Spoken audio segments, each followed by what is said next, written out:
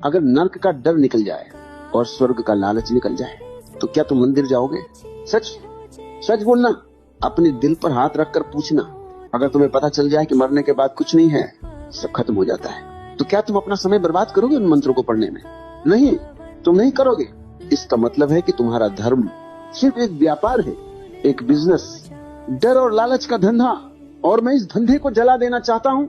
Nietzsche ने कहा था भगवान मर गया है। मैं कहता हूँ भगवान कभी पैदा ही नहीं हुआ।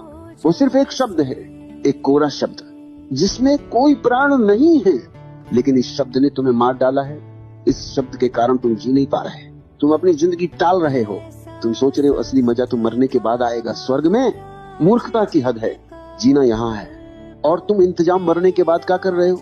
यहाँ जिंदगी सूखी जा रही है, यहाँ कोई रस नहीं, कोई गीत नहीं, कोई नृत्य नहीं, और तुम अप्सराओं के सपने देख रहे हो। ये एक बहुत गहरा सम्मोहन है, हिप्नोसिस। तुम्हें सम्मोहित कर दिया गया है। मैं तुम्हारी नींद तोड़ना चाहता हूँ। जागो, भगवान नहीं है। इस सत्य को स्वीकार करना बहुत हिम्मत का काम है, ये वीरों का काम है, क्योंकि जैसे ही तुम स्वीकार करते हो कि भगवान नहीं है, अचानक सारी जिम्मेदारी तुम्हारे ऊपर आ जाती है। Total responsibility. अब तुम किसी और को दोष नहीं दे सकते।